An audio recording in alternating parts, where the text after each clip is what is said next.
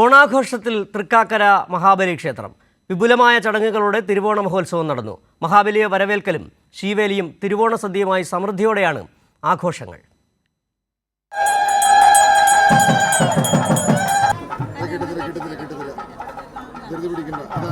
ഒൻപത് ഗജവീരന്മാർ പങ്കെടുത്ത ശ്രീബലിക്ക് ശേഷമായിരുന്നു പ്രസിദ്ധമായ തിരുവോണ സദ്യ. വിഭവസമൃദ്ധമായ തിരുവോണ സദ്യ തന്നെയാണ് തൃക്കാക്കരയിലെ ഏറ്റവും വലിയ ആഘോഷം. 25,000 പേർക്കാണ് ഇത്തവണ തിരുവോണ സദ്യ ഒരുക്കിയത്.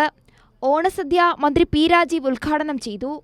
MP ബെന്നി ബെഹനാൻ ഓണസദ്യയിൽ പങ്കെടുത്തു. കൈരളിയുടെ മുഴുവൻ പ്രേക്ഷകർക്കും ഹൃദ്യമായ ഓണാശംസകൾ നേരുന്നു. ഈ തൃക്കാക്കര മണ്ഡലം, തൃക്കാക്കര ക്ഷേത്രം കളമശ്ശേരി മണ്ഡലത്തിലാണ്. എല്ലാ വർഷവും നല്ല രീതിയിലാണ് ഇവിടുത്തെ ആഘോഷങ്ങൾ നടക്കുന്നത്. ഞങ്ങളെല്ലാവരും എല്ലാ വർഷവും ഇവിടെ തന്നെ എത്തിച്ചേരും.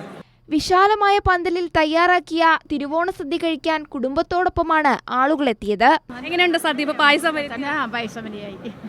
ആദ്യമായിട്ടാണോ ഇവിടെ തൃക്കാക്കര ക്ഷേത്രത്തിൽ? ഞാൻ ആദ്യമായിട്ടാണ് വന്നത്. എങ്ങനെയുണ്ട്? അടിപൊളിയാണോ? വൈകിട്ട് വന്നു, ഇന്നും വന്നു. അടുത്ത വർഷം പിന്നെ ഇനിയിപ്പം ഇവിടെ താമസം പിന്നെ വരും. അടിപൊളിയാണ്, സൂപ്പറാണ്. എല്ലാവർക്കും ഐശ്വര്യപൂർവ്വവും സമൃദ്ധിയുടേതായിട്ടുള്ള ഒരു നല്ല ഓണാശംസിക്കുന്നു. ഒരുമയുടെ സന്ദേശം പകർന്ന് മലയാളികൾ ഓണം ആഘോഷമാക്കിയപ്പോൾ അളന്നു തൂക്കാത്ത സ്നേഹത്തിന്റെ ആവേശമാണ് നാട്ടിലെങ്ങും. കൈരളി ന്യൂസ്, കൊച്ചി.